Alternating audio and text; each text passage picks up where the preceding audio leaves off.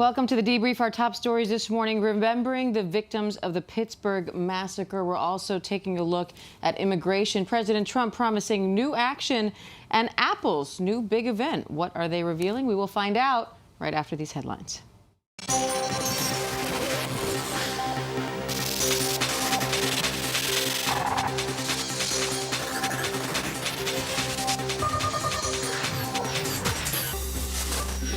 A report that the U.S. is preparing tariffs on all remaining Chinese imports if trade talks don't produce progress soon spurred another day of sharp stock market losses. Industrial and technology companies took the worst hits. A man's now facing charges in Wisconsin, accused of burglarizing a home where a couple was killed. Their daughter went missing. Police say he broke in during the funeral for James and Denise Kloss. Their daughter, Jamie, has been missing for more than 2 weeks. Twitter may be ready to get rid of the like button. That's what CEO Jack Dorsey told a Twitter event recently, according to a British newspaper. Dorsey thinks it could help improve debate on the platform. Changes at Walmart in time for the holidays. The company now says instead of waiting in checkout lines, it'll station workers in some of the busiest parts of the stores and let people pay right in the aisle.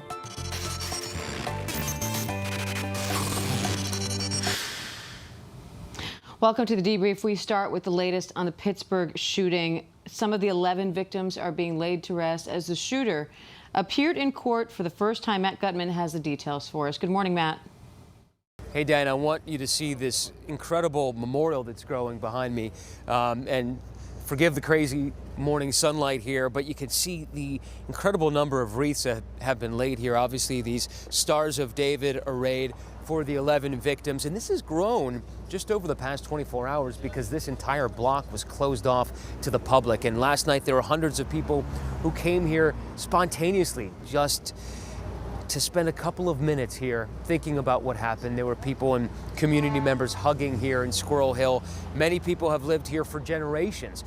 This place is 40% Jewish, and so it's been very, very hard hit, but we saw all kinds of people out here. One of the things that's most impressive about the outpouring nationwide has been the fact that everybody has offered sympathy and support, and even financial support. Muslim groups, including CARE, have raised hundreds of thousands of dollars for this synagogue and its refurbishment, something that I think definitely deserves note here.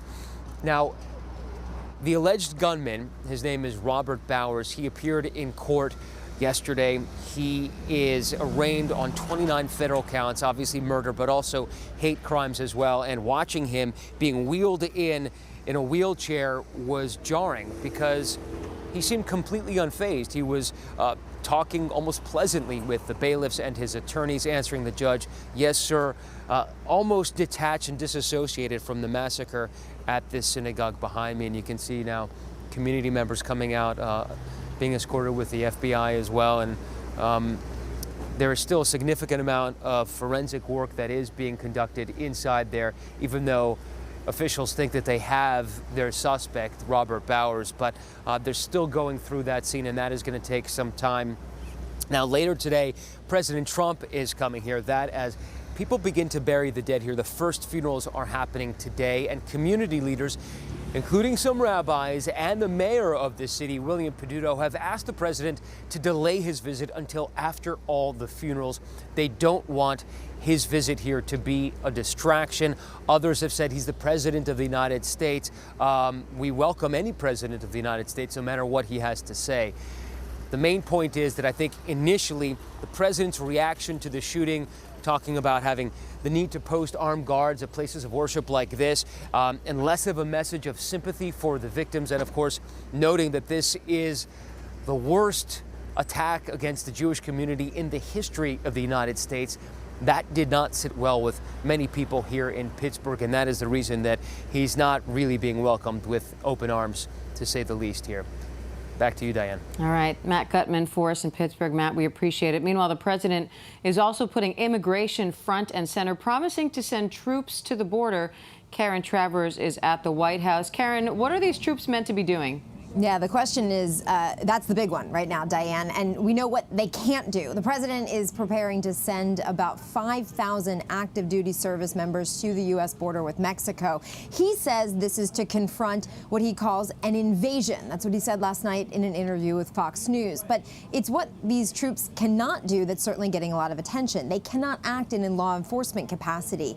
They can go down there not to control the border, but to help Border Patrol agents with administrative tasks. They could set up tents, for example. They could transport agents, but they can't actually arrest anybody or detain anybody that's trying to cross the border. The president says, though, that this is something that is necessary right now to confront what he calls a national emergency.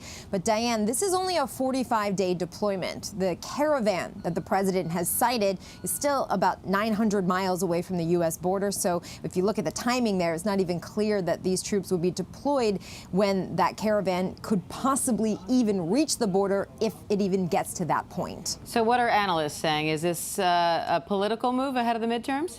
Yes, it is. 1 week to go until the midterm elections. The president has certainly been trying to stoke fears to rally Republican voters, calling this an invasion, calling this an emergency, when many will say it's neither of those things. But this is an issue that's very important to his base of supporters, and it's certainly one that he thinks will get people out next week. And Karen, the other thing, the president's also now suggesting that he could end birthright citizenship with an executive order. What's the reaction been to that? This was a big headline from the president in an interview with Axios. The president suggesting a major change to immigration, but one that is unlikely to even be implemented. Here's what he had to say in that interview.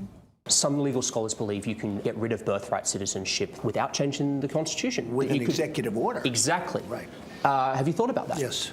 Tell me more. It was always told to me that you needed a constitutional amendment. Right. Guess 14th what? Amendment. You don't. You don't. Number one, you don't need that. Number two, I mean, that's in dispute. You could definitely That's very much in dispute. Well, you can definitely do it with an act of Congress, but now they're saying I can do it just with an executive order.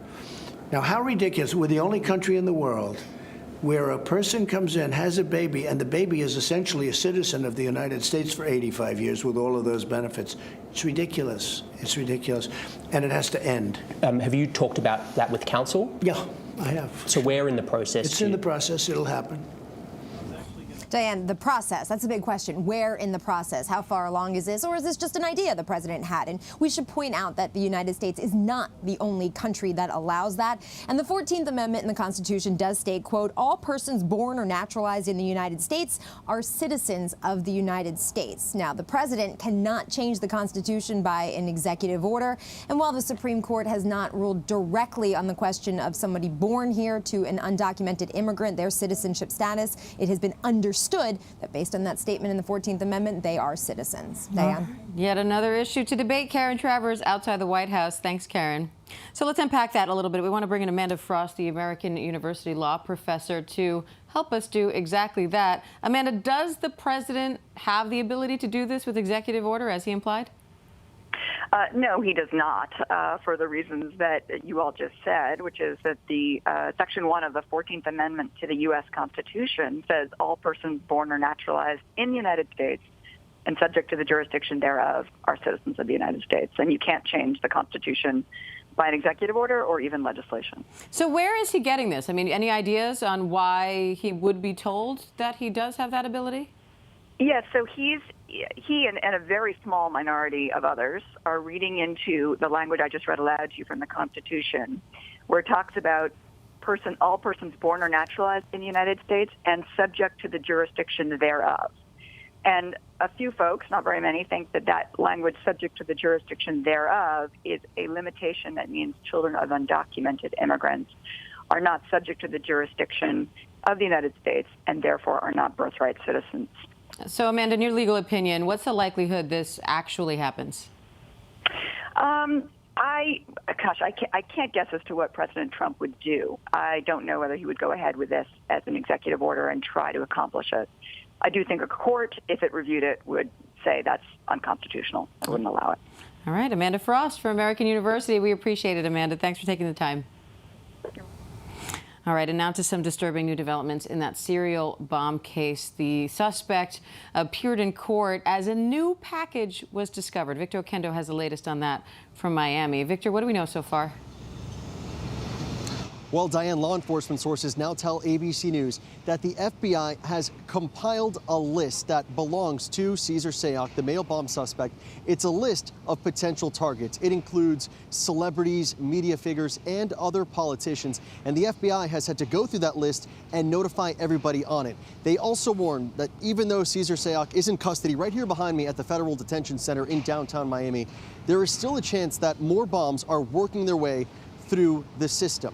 Now, this latest scare, it came out of Atlanta. This suspicious package was discovered at a sorting facility there. It was addressed to CNN headquarters. The building was evacuated. Postal workers were moved out. Nearby streets were shut down as a bomb containment vehicle and remote-controlled robots were brought in. Authorities saying that package is similar to bombs that were mailed across the country last week. Meanwhile, Sayoc, right here in federal custody after his brief initial first appearance in court on Monday. He was flanked by 3 private attorneys, and one of those lawyers is now casting doubt on the sole fingerprint matching Sayoc. Investigators say they found on one of the 14 bombs they believe he mailed last week.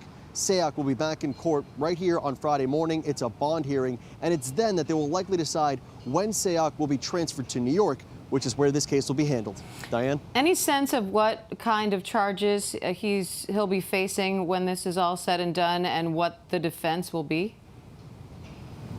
Well, the charges could change if more and more bombs continue to be found. But as of right now, he is charged with 5 federal crimes. He could be looking at 48 years in prison. And we were right there in the courtroom. We got to see him in person. He was engaged, very attentive. He was speaking with his attorneys before the hearing, and then once it got underway, when he addressed the judge, he spoke very softly or just nodded. But there was one moment that did stand out. At one point, he looked around the courtroom and actually broke down when he spotted his sister right there. A family attorney tells us that they hadn't seen each other in 3 years. Both of them broke down in tears. Wow. Diane? What a moment. All right, Victor Oquendo there from Miami. We appreciate it, Victor. Thanks. And now let's head over to Indonesia, where that jet crashed into the sea just moments after takeoff. 188 people on board and no survivors. Bob Woodruff has more on the latest on that. Bob, I know the plane was new, but apparently it had some problems? Yeah, that's still a mystery exactly what happened on this plane. But right now, this is the port in Jakarta, and this is where these ships have been coming and going. These are the search and rescue teams that have been going by sea or actually diving down to the bottom of the sea to try to find any kind of evidence, certainly looking for any possible survivors. Of those 189 people that were on that plane, none of them so far have been found alive. But what we have seen, that out of the ship, they've been coming out with these big plastic bags, some of them orange and black. Those are filled with body parts, and then all of these big white ones that were filled with debris. You can see the debris right here behind me still. Those are still here on the pavement. They're kind of spreading out. The investigators are looking through them. They're drying them out, and they're taking photographs, putting them in little plastic bags too. They'll take those back and test for elements. They want to figure out where exactly they came from and what happened and why they ended up as debris. As for the human parts, those who've been taken by ambulance out of this area to what we're told, the hospital where a lot of the family members are, hoping and praying that some of them might be found.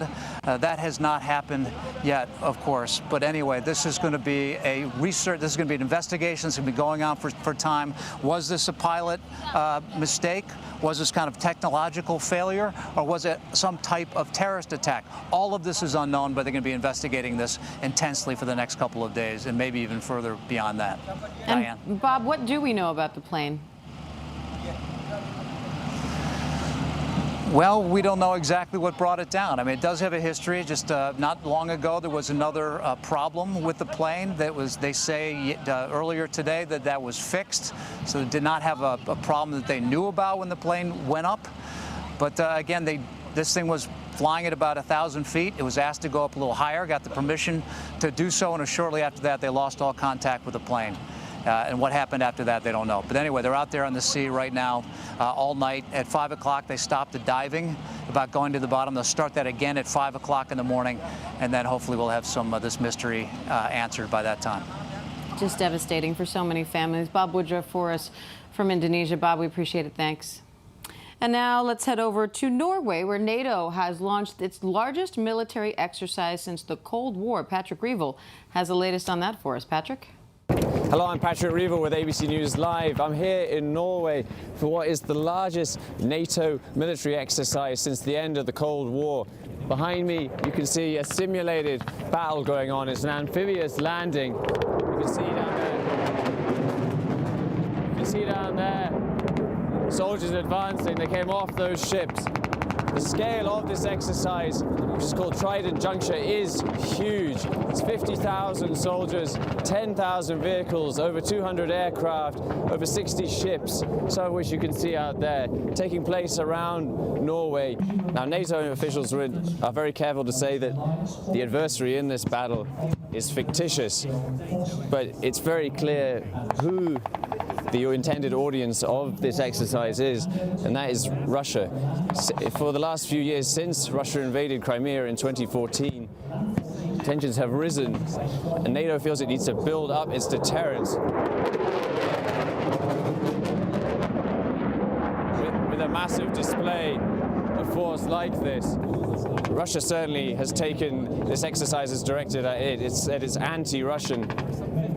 We know that they've announced this week that they will be holding their own missile drills in the international waters off Norway, which I think also is clearly a signal from them. Well, thank you for watching ABC News Live. I'm Patrick Reevell in Norway. All right, Patrick, thanks. Back here at home, Apple is hosting a big event in Brooklyn, New York, and Rebecca Jarvis is there. Rebecca, usually this involves some sort of unveiling. So what new gadgets are we going to be introduced to today? That's right, Diane. And usually it takes place at Apple's headquarters in California. So this is a first here in Brooklyn in New York. But the big unveils today are a new MacBook Air and a new iPad Pro, as well as some programs that you'll find inside of the Apple stores, 60 new programs that you'll find inside of the Apple stores starting next year. We've heard today from Apple CEO Tim Cook, as well as a number of high-profile Apple executives like Angela Ahrendts, the Senior Vice President of Retail.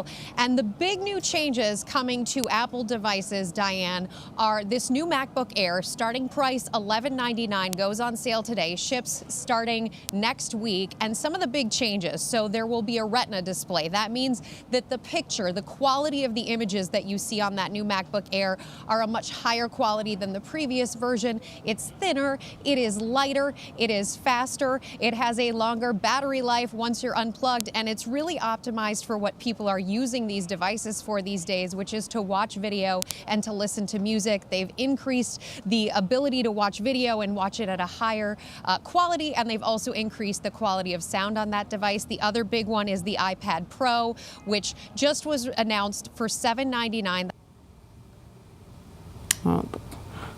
Looks like we lost Rebecca. Rebecca Jarvis, thanks for the report, though. Excited to see the new gadgets that Apple comes up with. Finally, time to get our weather forecast. Let's see if the weather is going to cooperate with us.